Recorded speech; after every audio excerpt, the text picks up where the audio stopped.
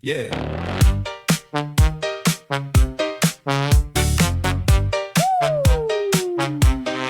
I asked America a question just to stir the pot a bit.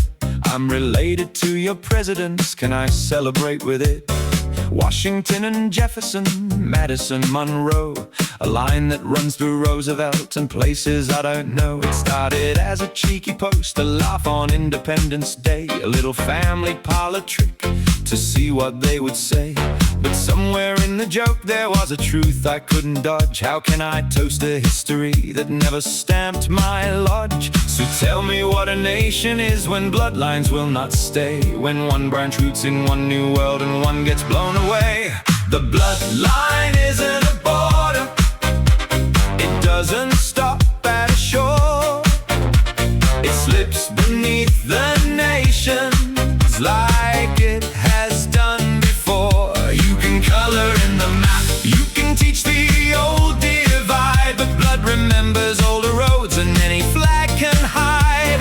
The bloodline isn't a border, it never learned that art.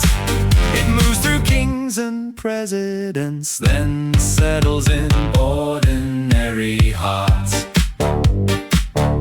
Some names reach back through English stone, through titles, fields and claims, through Howard, Gray and Willoughby and all those weathered names. Some crossed the sea with little more than labor, loss and prayer, and left their children in new lands to breathe another air. So who belongs to where they stand and who belongs to when?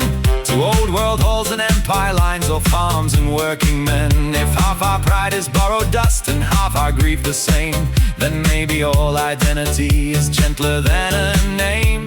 So tell me who is foreign now and who is native born, when all our roots are tangled up in centuries before. The bloodline isn't a border, it doesn't stop at a shore.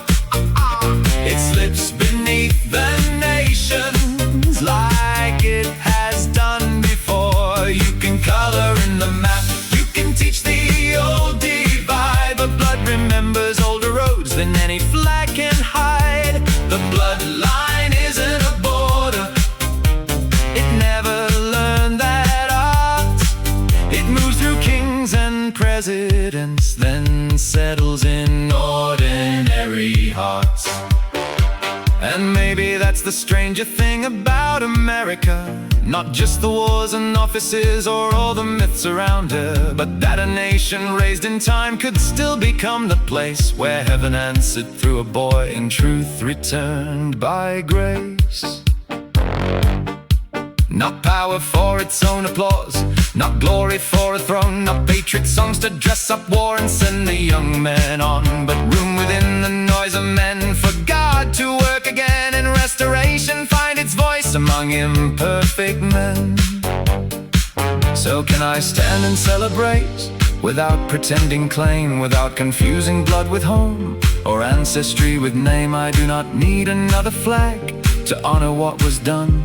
A nation may be part of God without becoming one, because a country is a moment and a lineage is a thread, and both are carried for a while by living and by dead. We borrow titles, lands and myths, then lay them in the ground, but truth is older than a state and grace is wider found.